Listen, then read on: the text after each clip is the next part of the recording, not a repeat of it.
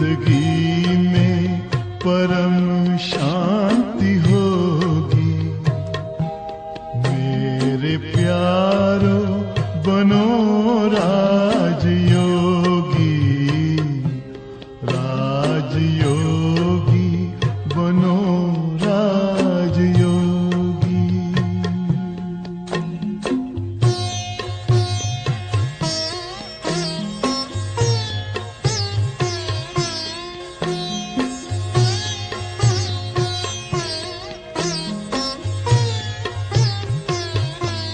मन का दर्पण दमकने लगेगा, आत्मचिंतन चमकने लगेगा।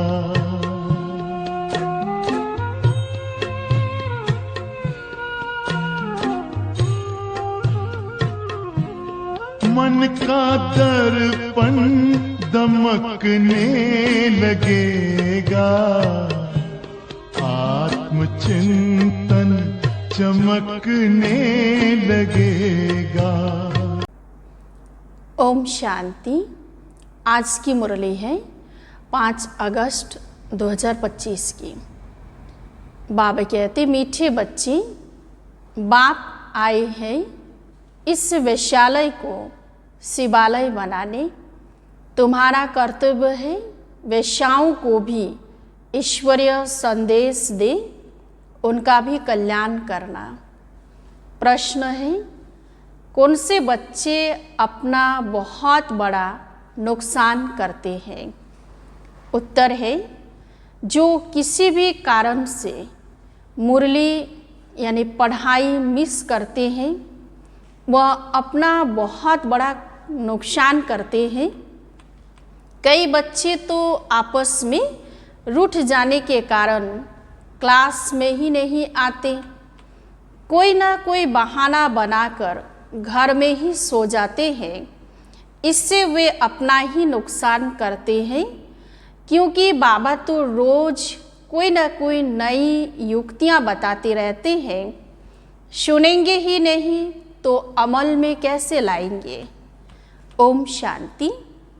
मीठे मीठे रूहानी बच्चे यह तो जानते हैं कि अभी हम विश्व के मालिक बनने के लिए पुरुषार्थ कर रहे हैं। भल माया भी भुला देती है, कोई कोई को तो सारा दिन भुला देती है। कभी याद ही नहीं करते जो खुशी भी हो। हमको भगवान पढ़ाते हैं, यह भी भूल जाते हैं। भूल जाने के कारण फिर कोई सर्विस नहीं कर सकते। रात को बाबा ने समझाया, अधम ते अधम जो वेश्याएं हैं उनकी सर्विस करनी चाहिए। वेश्याओं के लिए तुम ऐलान करो कि तुम बाप के इस ज्ञान को धारण करने से स्वर्ग के विश्व की महारानी बन सकती हो। साहूकार लोग नहीं बन सकते। जो जानते हैं, पढ़े लिखे हैं, वो प्रबंध करेंगे उनको ज्ञान देने का, तो बेचारी बहुत खुश होंगी, क्योंकि वह भी अबलाएं हैं। उनको तुम समझा सकते हो। युक्तियां तो बहुत ही बाप समझाते रहते हैं। बोलो, तुम ही ऊंच ते ऊंच, नीच ते नीच बनी हो। तुम्हारे नाम से ही भारत वेश्यालय बना है, फिर तुम शिवालय में जा सकती हो। यह पुरुषार्थ करने से तुम अभी पैसे के लिए कितना गंदा काम करती हो, अब यह छोड़ो। ऐसा समझाने से वह बहुत खुश होंगे। तुमको कोई रोक नहीं सकते। यह तो अच्छी बात है ना। गरीबों का है ही भगवान, तो पैसे के कारण बहुत गंदा काम करती है। उन्हों का जैसे धंधा चलता है। अभी बच्चे कहते हैं हम युक्तियां निकालेंगे, सर्विस वृद्धि को कैसे पाएं। कोई बच्चे कोई ना कोई बात में रूठ भी पड़ते हैं, पढ़ाई भी छोड़ देते हैं। यह नहीं समझते कि हम नहीं पढ़ेंगे तो अपना ही नुकसान करेंगे। रूठ कर बैठ जाते हैं, फलानी ने यह कहा, ऐसे कहा, इसीलिए आते नहीं। हफ्ते में एक बार मुश्किल आते हैं, बाबा तो मुरलियों में कभी क्या राय देते रहते हैं। मुरली सुनना तो चाहिए ना, क्लास में जब आएंगे तो सुनेंगे। ऐसे बहुत हैं, कारण अकारण बहाना बनाए सो जाएंगे। अच्छा आज नहीं जाते हैं, अरे बाबा ऐसी अच्छी पॉइंट्स सुनाते हैं, सर्विस करेंगे तो उच्च पद भी पाएंगे। यह तो है पढ़ाई। बनारस हिंदू यूनिवर्सिटी आदि में शास्त्र बहुत पढ़ते हैं, दूसरा कोई धंधा नहीं होगा तो बस शास्त्र कंठ कर सत्संग शुरू कर देते हैं। उनमें उद्देश्य आदि तो कुछ है नहीं। इस पढ़ाई से तो सबका बेड़ा पार होता है। तो तुम बच्चों को ऐसे अधम की सर्विस करनी है। साहूकार लोग जब देखेंगे यहाँ ऐसे आते हैं तो उनके आने की दिल नहीं होगी। देह अभिमान है ना, उनको लज्जा आएगी। अच्छा तो उनका एक अलग स्कूल खोल दो। वो पढ़ाई तो है पाई पैसे की, शरीर निर्वाह अर्थ। यह तो है 21 जन्मों के लिए, कितनों का कल्याण हो जाएगा। अक्सर करके माताएं भी पूछती है कि बाबा घर में गीता पाठशाला खोलें। उन्हों को ईश्वरीय सेवा का शौक रहता है। पुरुष लोग तो इधर उधर क्लब आदि में घूमते रहते हैं। साहूकारों के लिए तो यहाँ ही स्वर्ग है, कितने फैशन आदि करते रहते हैं। लेकिन देवताओं की तो नेचुरल ब्यूटी देखो कैसी है, कितना फर्क है। वैसे यहाँ तुमको सच सुनाया जाता है तो कितने थोड़े आते हैं। सो भी गरीब उस तरफ झट चले जाते हैं, वहाँ भी श्रृंगार आदि करके जाते हैं। गुरु लोग सगाई भी कराते हैं। यहाँ किसकी सगाई कराई जाती है तो भी बचाने के लिए, काम चिता पर चढ़ने से बच जाएं, ज्ञान चिता पर बैठ पद्मा पदम भाग्यशाली बन जाएं। माँ बाप को कहते हैं यह बर्बादी का धंधा छोड़ चलो स्वर्ग में, तो कहते हैं क्या करें, यह दुनिया वाले हमारे ऊपर बिगड़ेंगे कि कुल का नाम बदनाम करते हैं। शादी न कराना कायदे के बरखिलाफ है। लोक लाज कुल की मर्यादाएं छोड़ते नहीं हैं। भक्ति मार्ग में गाते हैं मेरा तो एक दूसरा ना कोई। मीरा के भी गीत है। फीमेल्स में नंबर 1 भक्तिन मीरा, मेल्स में नारद गाया हुआ है। नारद की भी कहानी है ना। तुमको कोई नया आदमी कहे मैं लक्ष्मी को वर सकता हूँ तो बोलो अपने को देखो, लायक हो, पवित्र सर्वगुण संपन्न हो। यह तो बिकारी पतित दुनिया है। बाप आए हैं उनसे निकाल पावन बनाने। पावन बनो तब तो लक्ष्मी को वरने के लायक बन सकेंगे। यहाँ बाबा के पास आते हैं, प्रतिज्ञा करते, फिर घर में जाकर बेकार में गिरते हैं। ऐसे समाचार आते हैं। बाबा कहते हैं ऐसे को जो ब्राह्मणी ले आती है उनके ऊपर भी असर पड़ जाता है। इंद्र सभा की कहानी भी है ना, तो ले आने वालों पर भी दंड पड़ जाता है। बाबा ब्राह्मणियों को हमेशा कहते हैं कच्चे को मत ले आओ, तुम्हारी अवस्था भी गिर पड़ेगी क्योंकि बेकायदे ले आए। वास्तव में ब्राह्मणी बनना है बहुत सहज, 10-15 दिन में बन सकती है। बाबा किसी को भी समझाने की बहुत सहज युक्ति बताते हैं। तुम भारतवासी आदि सनातन देवी देवता धर्म के थे, स्वर्गवासी थे, अब नरकवासी हो, फिर स्वर्गवासी बनना है तो यह विकार छोड़ो। सिर्फ बाप को याद करो तो विक्रम विनाश हो जाए। कितना सहज है, परंतु कोई बिल्कुल समझते नहीं हैं। खुद ही नहीं समझते तो औरों को क्या समझाएंगे। वानप्रस्थ अवस्था में भी मोह की रग जाती रहती है। आजकल वानप्रस्थ अवस्था में इतने नहीं जाते हैं, तमो प्रधान है ना, यहाँ ही फंसे रहते हैं। आगे वानप्रस्थियों के बड़े बड़े आश्रम थे, आजकल इतने नहीं है। 80-90 वर्ष के हो जाते तो भी घर को नहीं छोड़ते, समझते ही नहीं कि वाणी से परे जाना है। अब ईश्वर को याद करना है। भगवान कौन है यह सब नहीं जानते, सर्वव्यापी कह देते तो याद किसको करें। यह भी नहीं समझते कि हम पुजारी हैं। बाप तो तुमको पुजारी से पूज्य बनाते हैं, सो भी 21 जन्मों के लिए। इसके लिए पुरुषार्थ तो करना पड़ेगा। बाबा ने समझाया है, यह पुरानी दुनिया तो खत्म होनी है।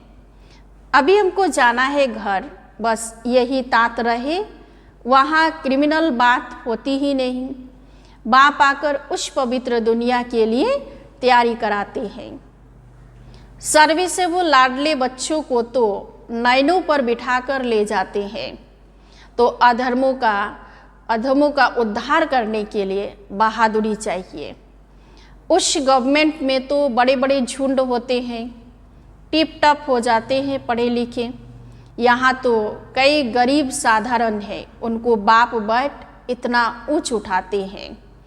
चलना भी बड़ी रॉयल चाहिए। भगवान पढ़ाते हैं, उस पढ़ाई में कोई बड़ा इम्तहान पास करते हैं तो कितना टिप टप हो जाते हैं।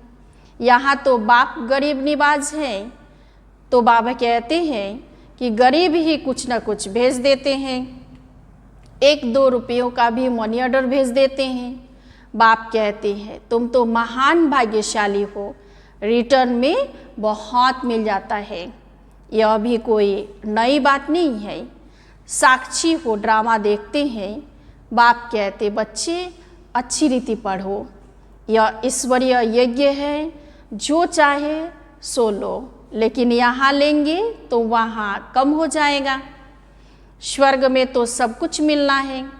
बाबा को तो सर्विस में बड़े फुर्त बच्चे चाहिए, सुदेश जैसी, मोहिनी जैसी, जिनको सर्विस का उमंग हो। तुम्हारा नाम बहुत बाला हो जाएगा, फिर तुमको बहुत मान देंगे। बाबा साहब डायरेक्शन देते रहते हैं। बाबा तो कहते हैं यहाँ बच्चों को जितना समय मिले याद में रखो। इम्तहान के दिन नज़दीक होते हैं तो एकांत में जाकर पढ़ते हैं। प्राइवेट टीचर भी रखते हैं। हमारे पास टीचर तो बहुत है, सिर्फ पढ़ने का शौक़ चाहिए। बाप तो बहुत सहज समझाते हैं, सिर्फ अपने को आत्मा निश्चय करो। यह शरीर तो विनाशी है, तुम आत्मा अविनाशी हो। यह ज्ञान एक ही बार मिलता है, फिर सतयुग से लेकर कलयुग अंत तक किसी को मिलता ही नहीं, तुमको ही मिलता है। हम आत्मा है, यह तो पक्का निश्चय कर लो। बाप से हमको वर्षा मिलता है, बाप की याद से ही विक्रम विनाश होंगे। बस यह अंदर रटते रहे तो भी बहुत कल्याण हो सकता है, परंतु चार्ट रखते नहीं, लिखते लिखते फिर थक जाते हैं। बाबा बहुत सहज कर बतलाते हैं, हम आत्मा शतुप्रधान थी, अब तमोप्रधान बनी हूँ। अब बाप कहते हैं मुझे याद करो तो शतुप्रधान बन जाएंगे। कितना सहज है, फिर भी भूल जाते हैं। जितना समय बैठो अपने को आत्मा समझो। मैं आत्मा बाबा का बच्चा हूँ। बाप को याद करने से स्वर्ग की बादशाही मिलेगी। बाप को याद करने से आधा कल्प के पाप भस्म हो जाएंगे। कितना सहज युक्ति बतलाते हैं, सब बच्चे सुन रहे हैं। यह बाबा खुद भी प्रैक्टिस करते हैं, ब्रह्मा बाबा, तब तो सिखाते हैं ना। मैं बाबा का रथ हूँ, बाबा मुझे खिलाते हैं। तुम बच्चे भी ऐसे समझो, शिव बाबा को याद करते रहो तो कितना फायदा हो जाए, परंतु भूल जाते हैं। बहुत सहज है। धंधे में कोई ग्राहक नहीं है तो याद में बैठ जाओ, मैं आत्मा हूँ, बाबा को याद करना है। बीमारी में भी याद कर सकते हो, बांधेली हो तो भी वहाँ बैठ तुम याद करती रहो, तो 10-20 वर्ष वालों से भी उच्च पद पा सकती हो। तो बाबा ने क्या कहा कि कोई भी बहाना नहीं चलेगा। अच्छा, मीठे मीठे सिकिलधे बच्चों प्रति माता पिता बाप दादा का याद प्यार और गुड मॉर्निंग। रूहानी बाप की रूहानी बच्चों को नमस्ते। हम सब रूहानी बच्चों की रूहानी बाप दादा को याद प्यार और गुड मॉर्निंग। नमस्ते नमस्ते नमस्ते। अब सुनते हैं धारणा के लिए मुख्य सार। 1 नंबर है, सर्विस में बहुत बहुत फुर्त बनना है। जितना समय मिले एकांत में बैठ बाप को याद करना है। पढ़ाई का शौक रखना है, पढ़ाई से रूठना नहीं है। 2 नंबर है, अपनी चलन बहुत बहुत रॉयल रखनी है। बस अब घर जाना है, पुरानी दुनिया ख़त्म होनी है, इसीलिए मोह की रगें तोड़ देनी है। वानप्रस्थ यानी वाणी से परे अवस्था में रहने का अभ्यास करना है। अधमों का भी उद्धार करने की सेवा करनी है। आज बाबा ने कहा सब आत्माओं का कल्याण करने के लिए कैसे सब आत्माओं का उद्धार हो, इसलिए बाबा ने कहा अधमों का भी उद्धार करने की सेवा करनी है। आज का वरदान है, श्रेष्ठ वृत्ति द्वारा वृत्तियों का परिवर्तन करने वाले सदा सिद्धि स्वरूप भव। श्रेष्ठ वृत्ति द्वारा वृत्तियों का परिवर्तन करने वाले सदा सिद्धि स्वरूप भव। अब सुनते वरदान को विस्तार से। सिद्धि स्वरूप बनने के लिए वृत्ति द्वारा वृत्तियों को, संकल्प द्वारा संकल्पों को परिवर्तन करने का कार्य करो, इसकी रिसर्च करो। जब इस सेवा में बिजी हो जाएंगे तो यह सूक्ष्म सेवा स्वतः कई कमजोरियों से पार कर देगी।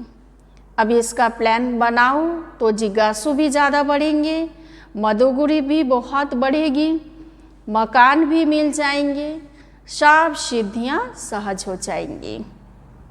यह विधि सिद्धि स्वरूप बना देगी। आज का स्लोगन है, समय को सफल करते रहो तो समय के धोखे से बच जाएंगे। तो बाबा ने क्या कहा कि समय को सफल करते रहो तो समय के धोखे से बच जाएंगे। अब सुनते हैं, अब व्यक्ति सारे सहज योगी बनना है तो परमात्मा प्यार के अनुभवी बनो। बाप का बच्चों से इतना प्यार है जो रोज प्यार का रिस्पॉन्ड देने के लिए इतना बड़ा पत्र लिखते हैं। तो बाबा ने हम बच्चों के लिए हर रोज 4 पेज का पत्र लिखते। तो बाबा हम बच्चों को कितना प्यार करते हैं, याद प्यार देते हैं और साथी बन सदा साथ निभाते हैं। तो इस प्यार में अपनी सब कमजोरियां कुर्बान कर दो। परमात्मा प्यार में ऐसे समय रहो जो कभी हद का प्रभाव अपनी ओर आकर्षित न कर सके। सदा बेहद की प्राप्तियों में मगन रहो जिससे रूहानियत की खुशबू वातावरण में फैल जाए। अच्छा, ओम शांति। का दर्पण दमकने लगेगा, आत्मचिंतन चमकने लगेगा। योग पथ पर जरा चल के देखो, सारा जीवन महकने लगेगा। सारी काया हो, सारी काया बनेगी निरोगी।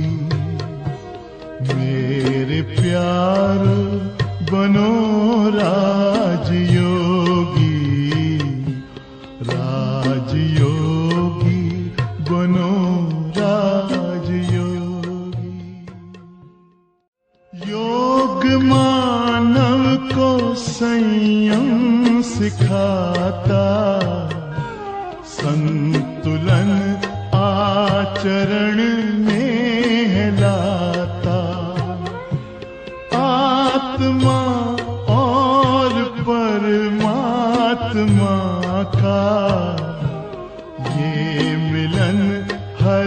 घड़ी है कराता। योग महिमा हो, योग महिमा कभी